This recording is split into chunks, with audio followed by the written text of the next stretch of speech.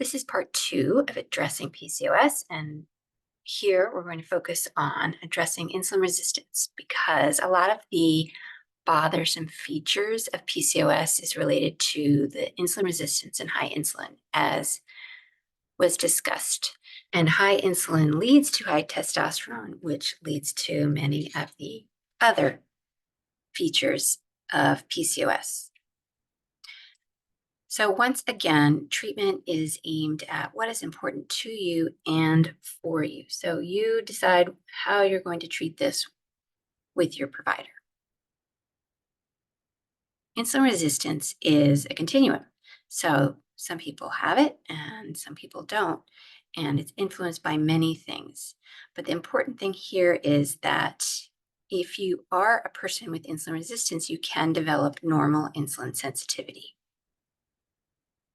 The goal in treating is to both reduce factors that cause insulin resistance and directly lower insulin levels. So since it is carbohydrates that are what spike our insulin, the first thing we'll talk about is the approach to carbohydrates.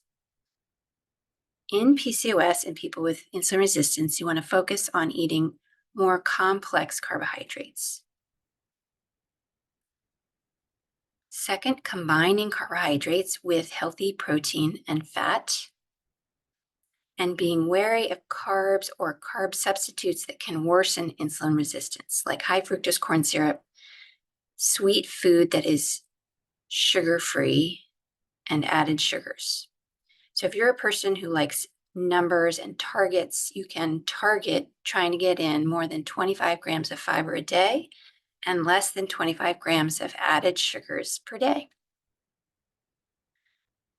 Simple carbs are like juice. In this example, it's a purple juice, and it is broken down in the gut into the basic units, which is sugar, and then absorbed as glucose rapidly into the bloodstream. A less simple carb, an example of this might be bread. So it's held, the bonds between the glucose are held together a little bit more. That's why you can hold it in your hand. And less simple carbs are absorbed still pretty quickly, but less quickly than the simple carbs from the gut into the bloodstream.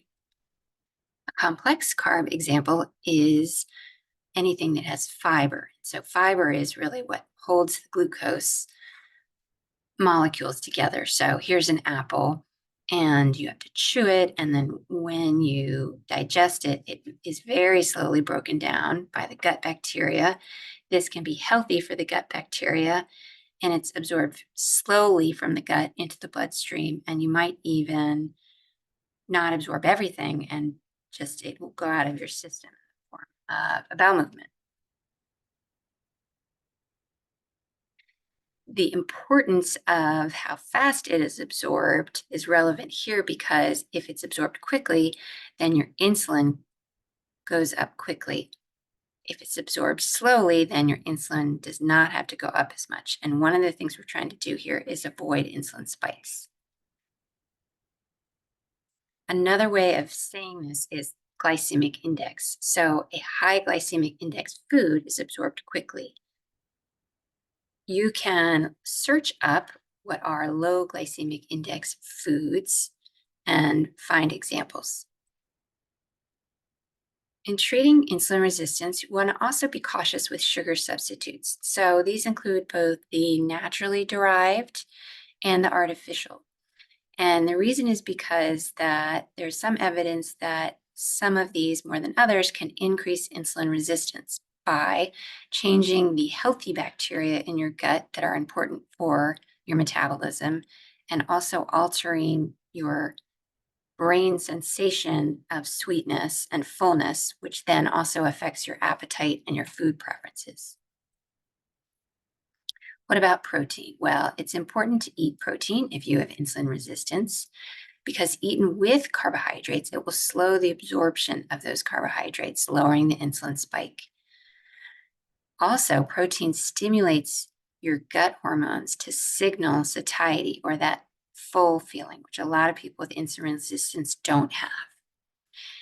And unlike carbohydrates and fat, anything that your body doesn't need will be eliminated in the form of your urine or a bowel movement and not stored. So not all protein is equal. You want to try to focus on anti-inflammatory proteins such as nuts, lean meats, grass-fed animals, fish, eggs, beans, hummus, cheese, yogurt, and tofu.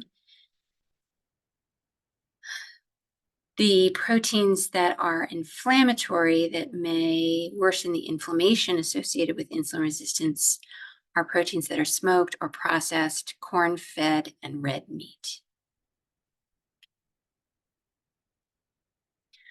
What about fat if you have insulin resistance? Well, a lot of people try to do the right thing by having reduced fat foods, but in some instances that is not helpful. So here's an example of Skippy, and you can see the ingredients in the reduced fat Skippy versus the ingredients in the regular Skippy. And there are 6 grams of carbohydrates in the regular and 14 in the reduced fat. So what you're seeing is that it's lower in fat, but higher in carbohydrates. Those carbohydrates stimulate insulin, and then the insulin will store the carbohydrates as fat. Healthy fat, like an extra virgin olive oil, does not cause or worsen insulin resistance. Fat is important because it makes food taste good. And like protein, fat in the gut will signal our brain to tell us that we are full. Low-fat food with added sugar and saturated meat-derived fat will worsen insulin resistance. But all fat is not bad, so healthy fats are good for satisfaction and reducing cravings. What about exercise? This lowers insulin spikes and the need for insulin by allowing sugar into the cell without insulin. Exercise also reduces insulin resistance after activity and promotes food storage as muscle instead of fat. The more muscle you have, the less insulin resistance you have. There are recommendations for how much exercise one should get, but I like to focus on what exercise you like or even love, and that any movement is better than none.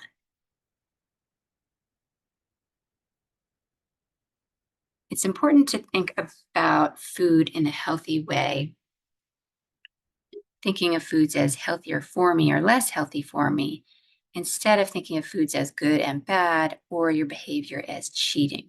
So be kind to yourself and try to maintain a good relationship with your food. If you're watching this video, then you're seeking answers, and I find that my patients who continue to seek answers come in with questions to do very well, because understanding how you are built gives you the power to do something about it. Try to focus on adding in healthy foods more than you focus on avoiding the less healthy foods.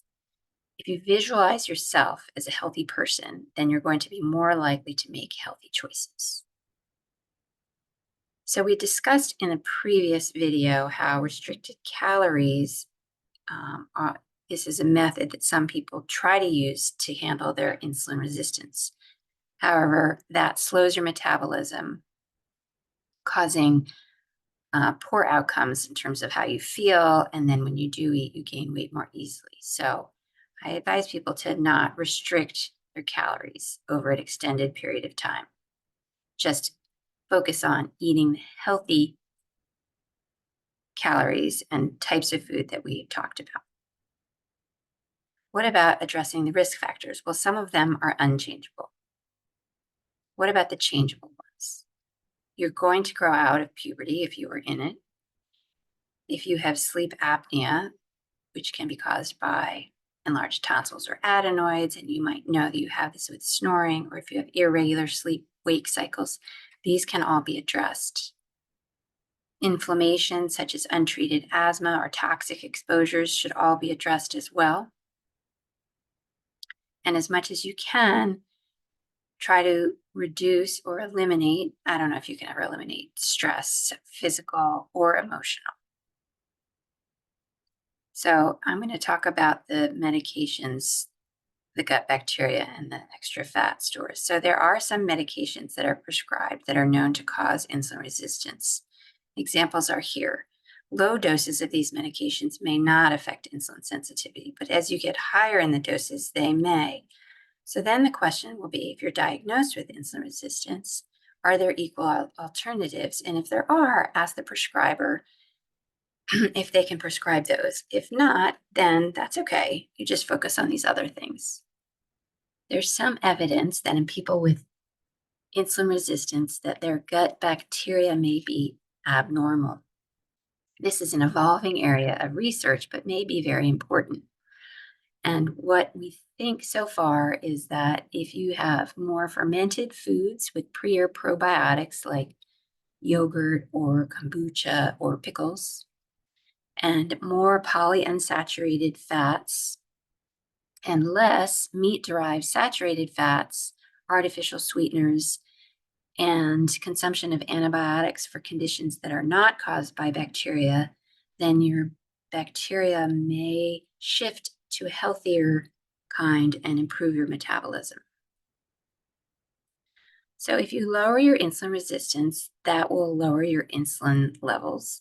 And we can directly lower insulin levels through exercise and our food choices. Then what we see is all of these symptoms start to improve. And the blood work gets better as well. What about prescription medicines? Metformin is a prescription medicine. The FDA indication for this medicine is for type 2 diabetes. However, it is used for other conditions such as insulin resistance and PCOS.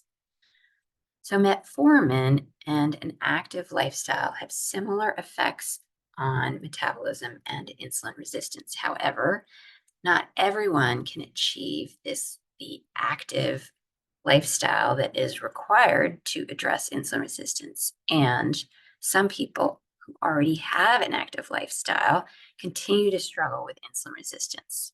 So in these cases, it is handy to have a medicine that can be helpful. The guidelines for adults actually say that metformin should be considered in overweight adults and may be considered in normal weight adults with PCOS to reduce the insulin resistance. What about adolescents? The guidelines say that metformin could be considered in adolescents both at risk of or with PCOS for the menstrual cycle regulation. So what about the other features of insulin resistance? Do we use metformin for that as well? Well, another guideline, which came out in 2023, which gives new guidance about children and adolescents struggling with overweight, does underline that it is important to consider the use of pharmacotherapy for children and adolescents who require a treatment option to manage their obesity. And metformin is the first on the list. So this is very commonly used. It's used by more than 200 million patients as one of the top prescribed medicines. Has excellent efficacy and safety. It's been around for decades. It improves insulin sensitivity, reduces fat in the liver, upregulates the body's signals that cause fullness. So when you take it, you can actually feel less hungry all the time. It's been shown to improve the gut microbiome or the healthy bacteria, may reduce the clotting risk that is slightly increased in PCOS, and has anti-inflammatory properties. In fact, has been used to treat a pandemic in the 40s and has been studied in long COVID. So metformin lowers insulin resistance, which then lowers insulin levels, which then causes less carb craving, constant hunger, and allows the person taking it to feel more full more easily and have more energy. This allows one to exercise more easily, and also it makes it easier to make those healthy food choices that you want to make. The lower insulin levels also lowers the testosterone production by the ovary in PCOS, and that improves the features of PCOS. Side effects, the most common side effects include nausea, diarrhea, and belly aches. Some people have no side effects, and other people, no matter how long they take to try to go up on the dose, find that they cannot tolerate. But most people are somewhere in the middle. Metformin can reduce the absorption of vitamin B12, and so that is a level that is often checked in people prescribed the metformin, especially in those who are at risk. For example, if you have a vegan diet, you don't take in much B12. Metformin comes in extended release, 500 milligram tablets, and you only need to take this once a day if it's extended release. The extended release is better tolerated than the regular release, which is needed twice a day. But extended release can't be divided or chewed if you have trouble swallowing. You may need to take the regular release. The typical regimen is to start with one 500 milligram tablet daily and increase that as tolerated every 1 to 2 weeks to the target dose. This is typically 1,500 milligrams with a maximum daily dose that's suggested of 2,000 milligrams in adolescents and 2,500 milligrams in adults. Inositol is a non-prescription medicine that has been studied in PCOS and is a supplement. It works similarly to metformin. The available data that we have have caused for the recommendation to be that metformin is recommended primarily for the metabolic features and has greater efficacy than the inositol. However, it may have some benefit in some people. So what about the extra visceral fat, the extra fat that you're carrying around? Well, we want the less of this that you have, then the less insulin resistance you'll have and all of the positive downflow from that. So everything we've talked about so far might result in losing weight. The metformin, improving your sleep, reducing your stress, food choices, exercised with increased muscle mass. However, if these are not enough, then additional weight loss agents may be added. The weight loss agents that are most commonly used now include the GLP-1 agonists and the GIP agonists. These are injectable medicines that mimic hormones that slow the gut, increase fullness, and increase the metabolic rate. They are expensive, and patients must meet strict criteria for treatment and insurance coverage.